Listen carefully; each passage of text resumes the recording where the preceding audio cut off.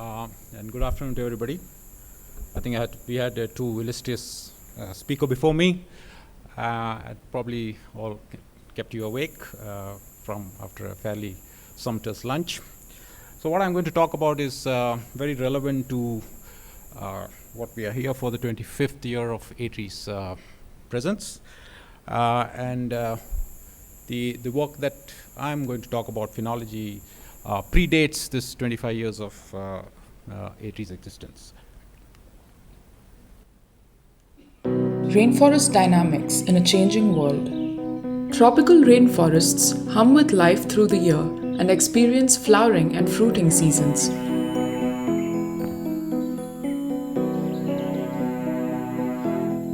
Huge variations in these seasons, years of very little followed by years of plenty, is a phenomenon called masting. Phenology, the study of these patterns, is necessary to understand how plants survive and gain insights into how rainforests work. In 1990, ATREE set up plots in the Kalakkad-Mundanturai Tiger Reserve to monitor the regeneration, growth, and mortality of plants. Over 800 trees belonging to 70 species were tagged and monitored. Phalodi attracts rock honeybees at the end of summer. The flowering intensity is closely reflected in beehive density. The sheer quantity of flowers leads to the transfer of pollen between trees.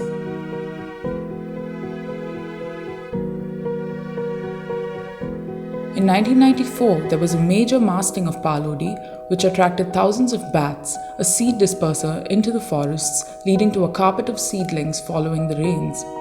We are yet to witness another such large-scale masting in over 25 years of monitoring. Responses of species to climate change can be variable and can be linked to the flowering and fruiting behavior as evidenced in KMTR.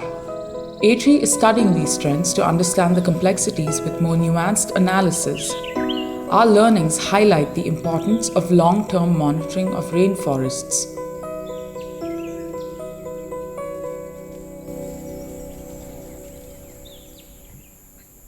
Okay, so that was a very short film, about a minute and a half, about what we have been doing. So what my talk is going to be on the much more detailed analysis of the decadal changes in phenology that has happened in that particular place. So I have myself, Saravanan here, Tamararagan here, and Subhadra Devi, who have been part of this work for a very long time. So the context, I think the context has already been set by the film, the little clip, but I'll quickly go through people who are not very familiar. Phenology is, of course, obviously the study of recurring events, and changes in phenology affects all of us, including animals, plants, and there's a strong feedback to the climate. And more importantly is that the tropical phenology is very different from the other kinds of phenology that we see in temperate conditions. They're very complex. There's high interior and intra-year variations. And I mean, it's often thought that tropical rainforest or tropical wet forest are pretty much aseasonal, but that myth is now debunked. And we know that a lot of even equatorial forests have shown a very strong sense of seasonality. A recent paper by Irene Mendoza and others who reviewed the fruiting phenology of the neotropics found that almost 78% of the studies relate fruiting to climate. Okay, so phenology has also evolved over the so many decades. Some of we have records of over 200 years. And it's becoming clearly a multidisciplinary field involving not only just ecologists or biologists, climate scientists, genetists, and several other people. For all of this, especially for tropical phenology, what is required is long-term data. And long-term, I mean more than 10 years of data. So where are these long-term sites?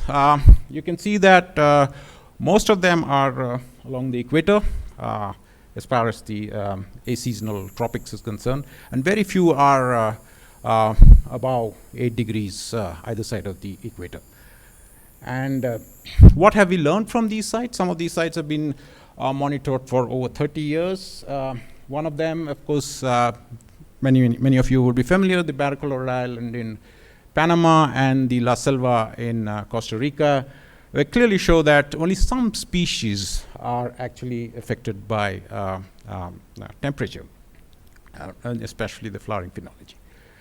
And Lope Gaben, where a lot of primate studies has been done, also including elephant studies.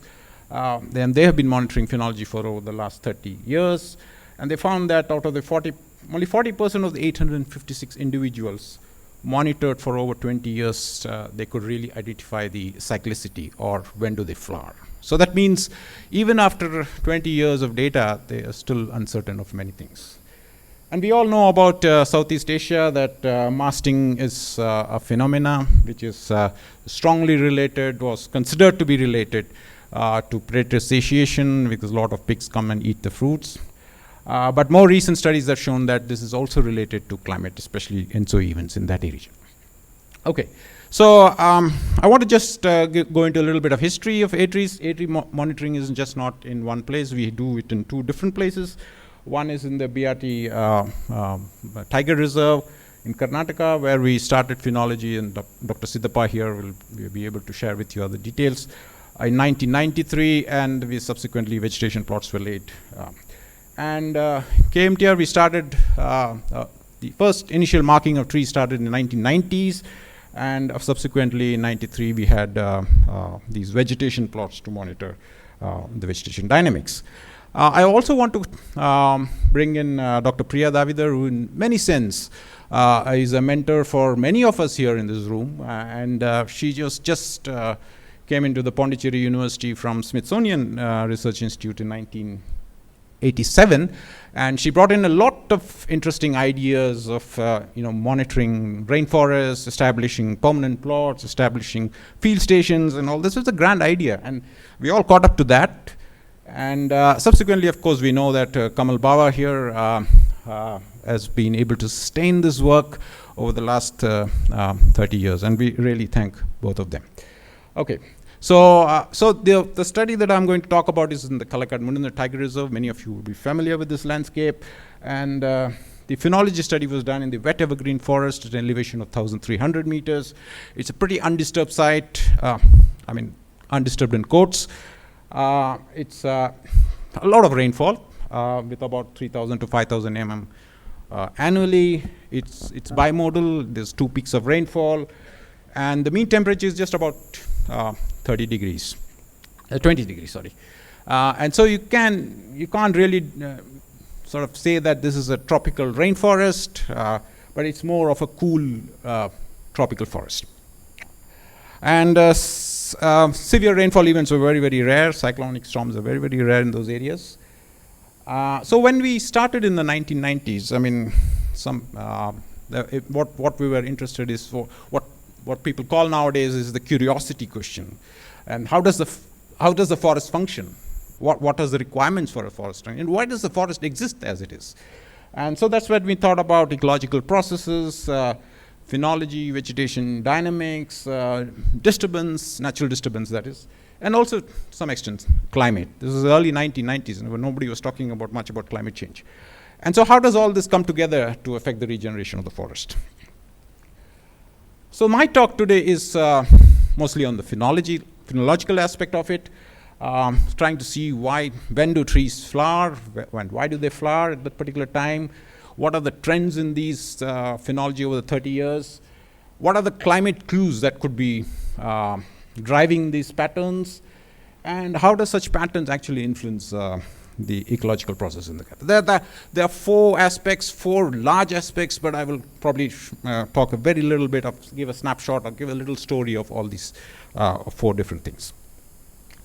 Okay, just to give a quick profile, we marked about more than 800 trees belonging to about 87 species across the forest, mostly in the undisturbed forest, a few in the disturbed forest, and we looked at flushing, senescence, flowering, fruiting, herbivory, as is done in most of the phenological studies. And we also fortunately had the temperature and rainfall data from a nearby tea estate.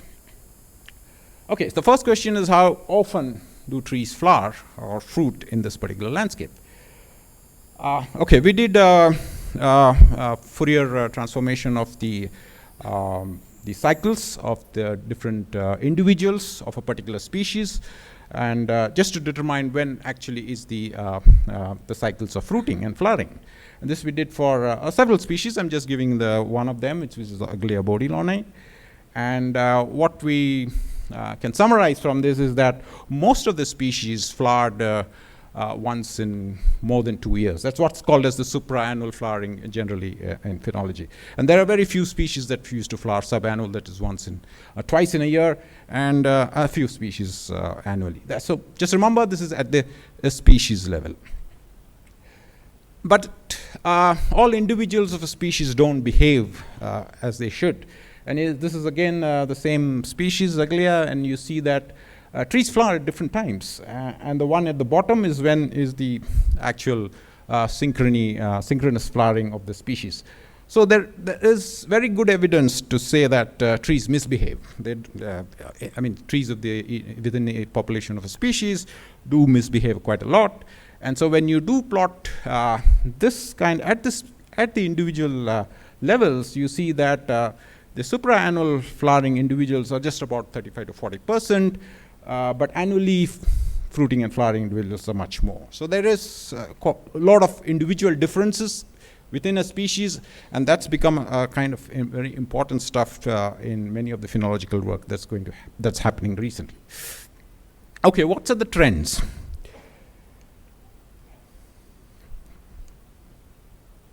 Okay, so just to give a brief trend within a year, we have a clear two flowering cycles, one happening in the dry season, March and April, and then one happening before the northeast monsoon comes in September. This is both for the individuals and at the species level. But if you look at fruiting, which is what my talk is going to be of today, we have a fairly, fruiting happens almost all through the year, and also at the species level and also at the individual. So there is always fruit in the forest. And how are the trends? This is the first decade, which is from 1991 to about 2001. We see a significant decline. These stats on the top shows the Mankendal test. And what happens the next year, again a significant difference, and other third year also a significant difference. So in the last 30 years, there's a very clear evidence that the fruiting has been declining all these 30 years. So next is to see what are the drivers. So this work is a work in progress. Many of the data is still being curated, and so that's why I'm talking about fruiting here. The flowering data is being processed. So we looked at climatic drivers, basically rainfall, maximum temperature, minimum temperature, and also some of the ENSO event, the El Nino events, because El Nino is supposed to influence fruiting in some of the tropical forests. We also did a cross correlation between these variables and fruiting, so that because the weather patterns do not actually match with the phenological patterns of that particular species. So we wanted to find the lag. Okay. What are the results? This is simple GLM. I'm not going into details of that. So first was the relationship between the rain and fruiting. There's not much of a relationship. Fruiting and minimum temperature, there is a fairly good positive relationship. Maximum temperature, no. And ENSO, no. But if you look at the significance level, the minimum temperature had significant influence on the fruiting individuals. Okay, now let's look at what ENSO actually does. So this is a El Nino Southern Oscillation data that it's in red. You can see those arrows on top is when we had positive ENSO, and positive ENSOs are always related to El Nino effects, and the negative ENSO is always related to the La Nina effect. So there are warm phases and cold phases, and there are phases when the El Nino has no effect. That's called the neutral phase. So if you look at those peaks in ENSO fruiting, you see clearly that at ENSO level, the fruiting has been coming down, and this has been happening across the 4 or 5 years of high ENSO events. Okay, why is this happening? So we looked at it a little more detail, and so we divided, as is the convention, the ENSO events. We found that extreme warm ENSO events, that's extreme El Nino events, reduce fruiting considerably. So the green line there is the average fruiting across the 30 years, and the bars is actually fruiting during these 4 El Nino phases. And how does the other climatic variables vary? So minimum temperature, again, was very high in the neutral phase, as you might recollect. Higher the minimum temperatures, the better the fruiting. So there seems to be a fair good amount of correlation there. And about rainfall, so rainfall decreases during the neutral phases, but increases in the other phases. So there is good evidence that fruiting happens at a much lower rainfall. So rainfall and minimum temperature seems to be in some way influencing fruiting in this southern Western Ghat rainforest trees. Okay, so I will stop about the climate and fruiting, but I'll go back to the whole story of Palodi that you saw in that short clip. This is my apologies for people who have already seen this a number of times. What happens here is that, as you saw in the clip, that Palodi is nothing but Palachium ellipticum, is a bat dispersed species rainforest tree, and it peaked in 1994. It's an annually fruiting species, and when in 94 we saw a huge number of bats. I mean, you could see bats during the day when you walked into this forest. But did this event repeat? And so this is the data for the last 30 years. 94 was that peak, and then there's a huge gap. And then you see it again in 2012, 2014, then again 2018 and things like that. But the question is, did bats come during this time? Well, bats came, but they didn't come in such large numbers as we saw in 2004. And why is that so? Well, in 1994, I mean, we didn't have any cameras, or we didn't have any mist-nets or anything to catch the bats. So we don't know really what species is this, but we can just hazard a guess. But later on, we could see the bat. We could not really get good pictures. We didn't have that much of a good camera to catch these bats, especially in the night. But what is interesting happened is that the bats were not so numerous in any of those high masting years, unlike in 1994.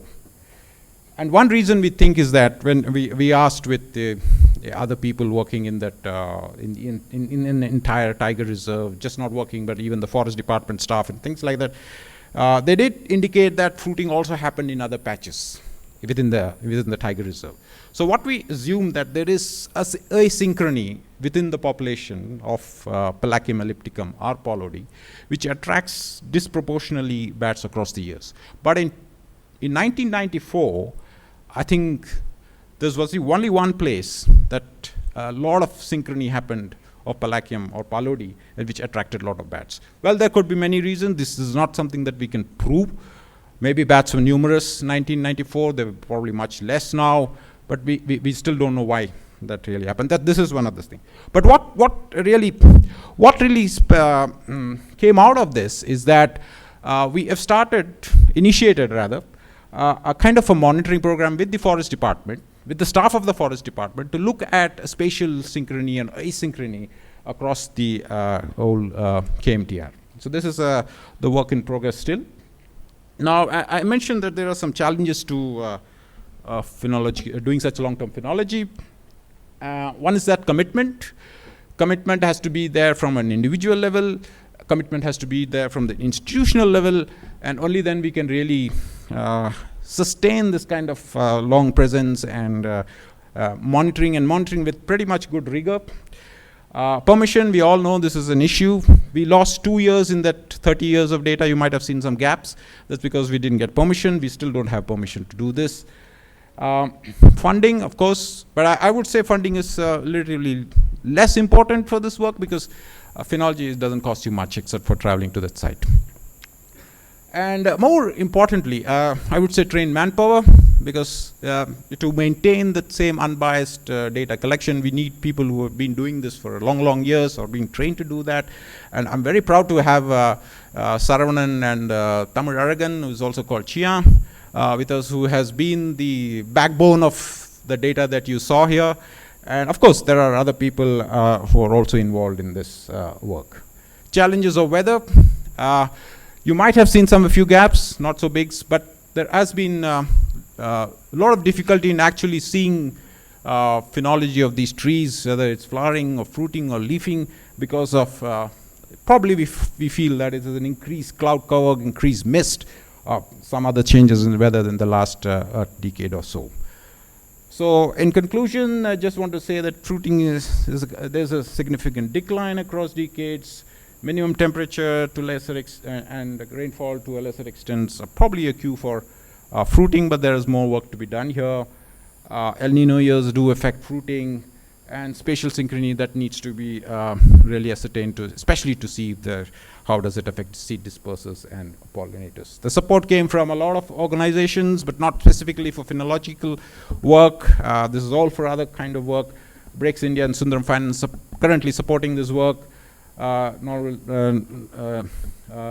Royal Norwegian Embassy, Ruford Small Grants, Department of Science and Technology to some extent, National Science MacArthur Foundation, who started this work much before ATREE came into existence.